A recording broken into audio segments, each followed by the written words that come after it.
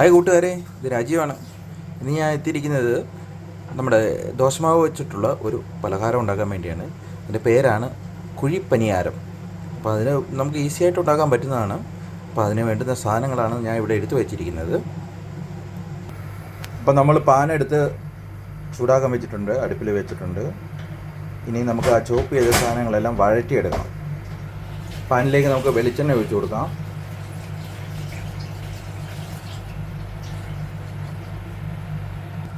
ചൂടായ പാനിലേക്ക് കടുക് ഇട്ട് കൊടുക്കുന്നു.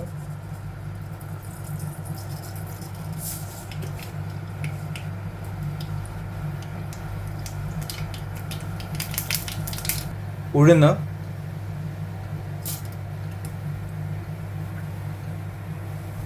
തുവരപ്പരിപ്പ് ഒരു ഗോൾഡൻ കളർ ആകുന്നിടം വരെ നമുക്കൊന്ന് ഇളക്കി കൊടുക്കാം. ഇപ്പോൾ ഗോൾഡൻ കളറായിട്ടുണ്ട്. ഇനി നമുക്ക് ബാക്കിയുള്ള ചേരുവകൾ ചേർത്ത് കൊടുക്കാം. പച്ചമുളക്,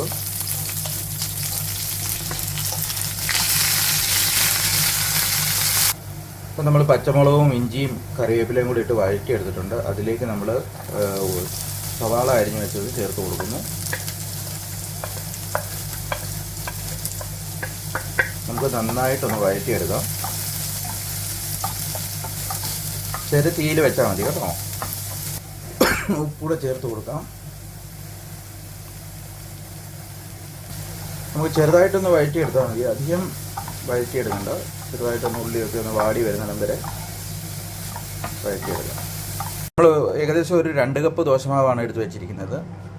നമ്മൾ ഈ പുളിച്ച് വന്ന ദോശമാവിലേക്ക് നമ്മൾ ഈ വഴറ്റിയെടുത്ത ഉള്ളിയും ബാക്കിയുള്ള സാധനങ്ങളൊക്കെ ചേർത്ത് കൊടുക്കുന്നു. ചൂടായാലും കുഴപ്പമില്ല, ചേർത്ത് കൊടുക്കാം.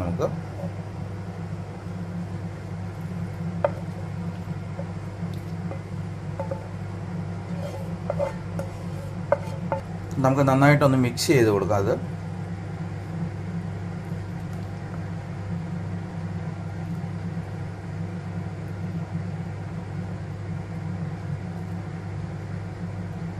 ഉണ്ണിയപ്പക്കാര നമ്മൾ സ്റ്റൗവിൽ വെച്ചിട്ടുണ്ട് ചൂടാകാൻ വേണ്ടി.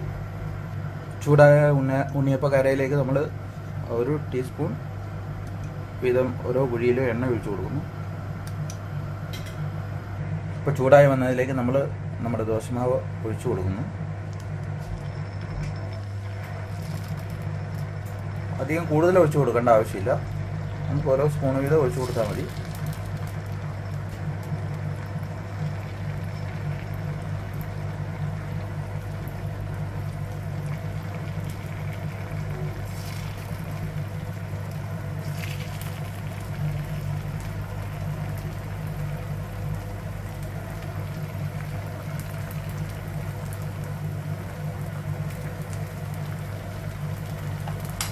ഏകദേശം ഒരു 3 മിനിറ്റ് നേരം നമുക്ക് ചെറിയ തീയിൽ വയ്ക്കാം. കാരണം ചെറിയ തീയിൽ വെച്ചില്ലെങ്കിൽ അത് ചിലപ്പോൾ കരിഞ്ഞു പോകാൻ സാധ്യതയുണ്ട്.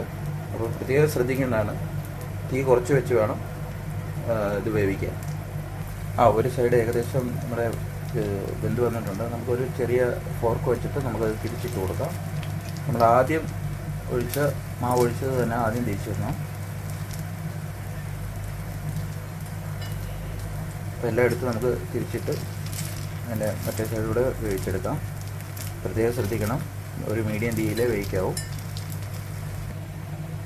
നമ്മളെല്ലാം എടുത്ത് തിരിച്ചിട്ടിട്ടുണ്ട്. ഇത് നമുക്കൊരു 2-3 മിനിറ്റ് നേരം മീഡിയം തീയിൽ വേവിക്കാം. നമുക്കത് മറുവശം കൂടെ തിരിച്ചിട്ട് നോക്കാം റെഡി ആയിട്ടുണ്ടോ എന്ന്. നല്ലതുപോലെ ക്രിസ്പി ആകുന്നിടം വരെ നമുക്ക് വേവിച്ചെടുക്കാം. അത് നമുക്കൊരു സ്റ്റിക്ക് ഉപയോഗിച്ച് അത് കുത്തി നോക്കാം വെന്തോന്ന്. സ്റ്റിക്കിൽ മാവ് പറ്റിയിട്ടില്ലെങ്കിൽ അത് വെന്തോന്നുള്ളതാണ്. ഏകദേശം ആയി വന്നിട്ടുണ്ട്. നമ്മുടെ കുഴിപ്പനിയാരം റെഡിയായി വന്നിട്ടുണ്ട്. നമുക്ക് ഇത് ചട്നിയുടെ കൂടെയൊക്കെ ചേർത്ത് കഴിക്കാൻ പറ്റുന്ന ഒരു രാവിലത്തെ ബ്രേക്ക്ഫാസ്റ്റാണ്. എല്ലാവർക്കും ഇഷ്ടപ്പെടും. ഇനി നമുക്ക് ആ കുഴിപ്പനിയാരത്തിൻ്റെ കൂടെ കഴിക്കാൻ പറ്റുന്ന ഒരു തക്കാളി ചട്നി എങ്ങനെ ഉണ്ടാക്കാമെന്ന് നോക്കാം. ചട്നിക്ക് വേണ്ട സാധനങ്ങൾ നമ്മൾ ചോപ്പ് ചെയ്തെടുത്ത് വെച്ചിട്ടുണ്ട്.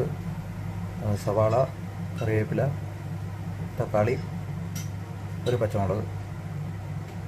ചൂടായ ചീനിച്ചട്ടിയിലേക്ക് നമ്മൾ എണ്ണ ഒഴിക്കാൻ പോവാണ്.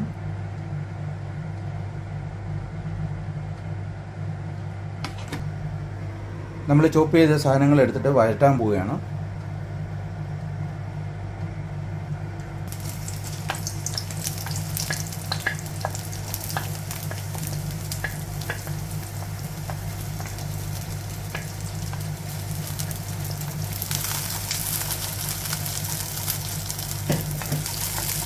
നന്നായിട്ട് വഴറ്റിയെടുക്കുക. ആവശ്യത്തിന് ഉപ്പ് ചേർത്ത് കൊടുക്കുക. നമ്മൾ ഉള്ളി ഏകദേശം ലൈറ്റ് ഗോൾഡൻ കളറായിട്ടുണ്ട്. ഇതിലേക്ക് നമുക്ക് തക്കാളി ചേർത്ത് വീണ്ടും വഴറ്റിയെടുക്കാം.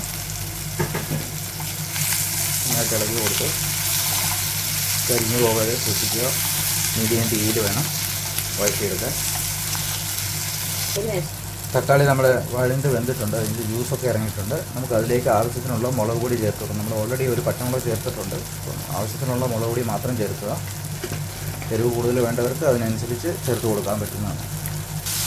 ആ ചെറിയ തീയിൽ ആ മുളകിൻ്റെ പച്ചമണം മാറുന്നിടം വരെ നമ്മൾ ഒന്നുകൂടെ വഴറ്റിയെടുക്കുക.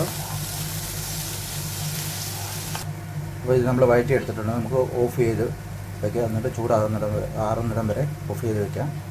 അത് കഴിഞ്ഞ ശേഷം നമുക്ക് മിക്സിയിലിട്ട് അരച്ചെടുക്കാം. നമുക്കത് മിക്സിയിലിട്ട് അരച്ചെടുക്കാം. നമ്മുടെ ചട്നി അരച്ചെടുത്തിട്ടുണ്ട്. നമ്മുടെ കുഴിപ്പനിയാരവും ചട്നിയും റെഡി ആയിട്ടുണ്ട്. അപ്പോൾ വീഡിയോ ഇഷ്ടപ്പെട്ടിട്ടുണ്ടെങ്കിൽ ഷെയർ ചെയ്യുക, ലൈക്ക് ചെയ്യുക, സബ്സ്ക്രൈബ് ചെയ്യുക, പിന്നെ സപ്പോർട്ടും കൂടെ ചെയ്യുക.